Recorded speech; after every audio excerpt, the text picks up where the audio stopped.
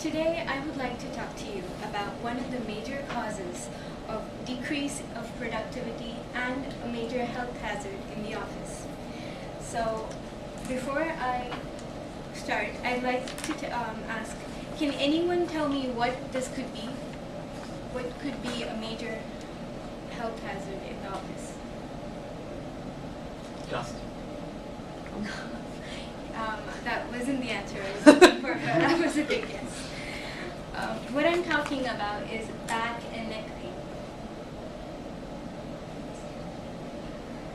Back and neck pain. If you have back pain, you are in the majority.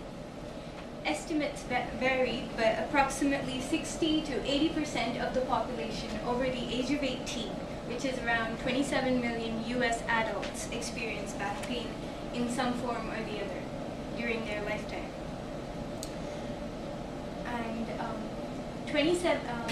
And more women than men experience this. We, the office workers, are one of the main groups affected by this problem. Back pain is one of the most common types of job injury, and 83 million workdays are lost due to this problem. An office worker spends an average of 8.9 hours per day in the office, and most of that time at a desk, as you can see. According to the Center for Diseases Control, this is one of the most common types of job injuries. Tonight, we will go over a few causes of this issue and some of my suggestions and recommendations to combat it. By the end of our discussion, I hope to convey to you the seriousness of the situation and how we can all work towards a healthier and happier work environment. Starting off, I would like to briefly go over the causes of back and neck pain. Poor posture is one of the major causes. Just like poor posture leads to sports injuries, it is also one of the main factors in the workplace. The main reason for poor posture is spending a large part of the day in one position without breaks or reprieves. What happens in such situations is that the spine tends to orient itself towards only one motion, one movement, or one position. Computer use is also a large part of the problem, as it can lead to serious health situations. An article in Consumer Reports on Health states that poor posture among computer users is an independent risk factor for musculoskeletal disorders of the neck and the shoulder. We slouch, we hunch over, and we sit cross-legged and curl our legs under our seats. The next cause is office chairs and the lack of ergonomic workspaces. Office chairs perpetuate poor posture. Most people do not pay attention to the way they sit in the office.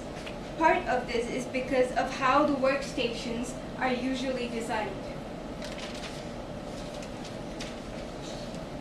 Ann Asher of About.com's health section says that she spoke with several office furniture salespeople and said that when people purchase office supplies, they're more concerned about the color, the style, and the price of the furniture. Whereas what they should be more concerned about is things like workspace position, which includes height, distance, and tilt angles of your desk, your computer monitor, and the chair, which affects the postural position. The next point I'd like to talk about is a few tips. The next point is stress and strain in the work environment. We all work in a highly competitive environment. The pressures of the job get to us daily. This all leads to the major problem of back pain.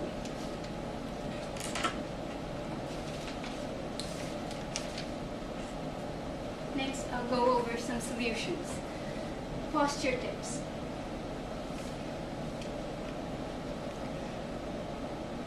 Many people think poor posture is simply slumping over, but that's not necessarily the case.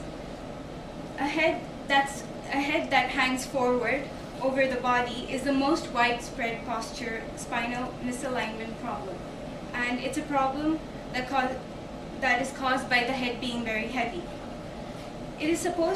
The head is actually supposed to rest directly over the shoulder and in the body's center of gravity. Good posture includes keeping your back against the seat, as shown, and having a headrest, if possible. Also, adjusting the chair.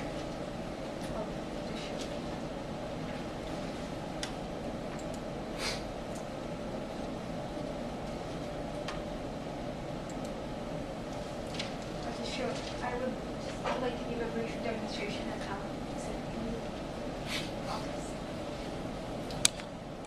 If this is your desk and you're sitting,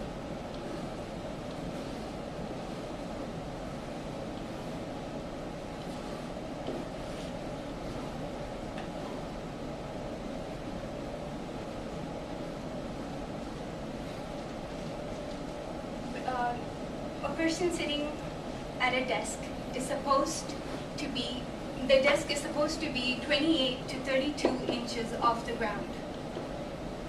And a person sitting in the chair should have his body aligned with the seat of the chair so that his back is resting onto the chair and not giving as much pressure onto the seat, which usually takes the maximum load.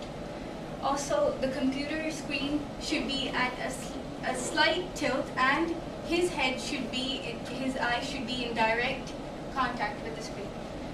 Another thing is to consider is that preferably his arms should make a right angle with the keyboard so that his elbows are at the same level with the keyboard, instead of what's usually seen, which is the keyboard being on top of the desk.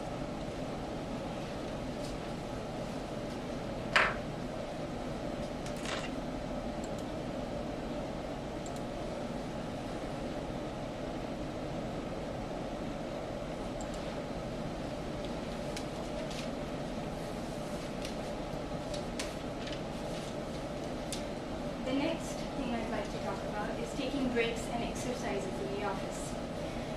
I'd like to give a small demonstration of how you can incorporate small exercises in your daily office routine.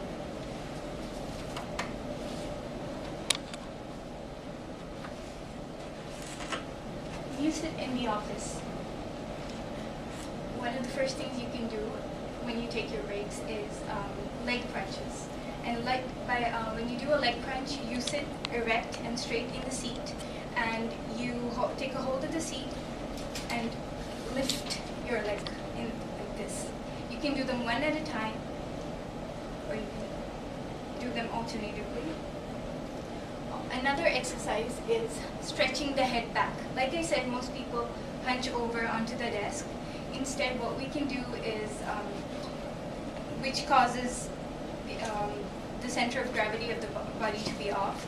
So to give your head some relief is stretch back in this like this. This relieves your head, the tension on your shoulders and your neck. And another exercise, which some people might find hard to do in their offices, but it's a good exercise to relieve the lower back tension, is to stretch forward and backward in your seat when possible. The last exercise is swinging a weight, like a book or a purse, from side to side.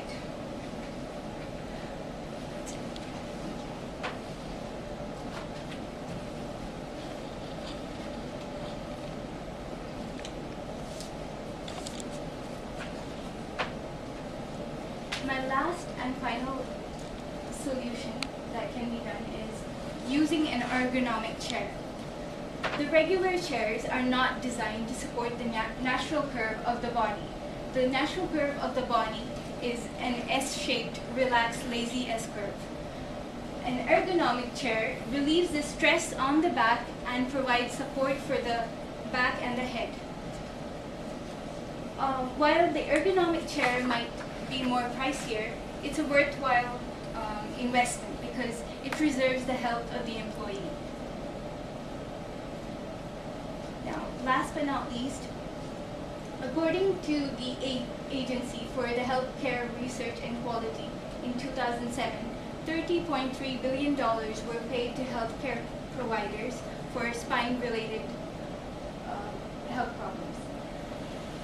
According to another study, according to the Journal of the Medical Care Association, spinal care costs reached $89.5 billion in 2005. So I'm sure that all of you would like to avoid large medical costs related to tobacco care. My conclusion is that health is wealth. It cannot be reclaimed once lost. And let us now commit to making office exercises part of our daily regimen. I also hope we will work towards convincing the management to invest in ergonomic chairs for the office.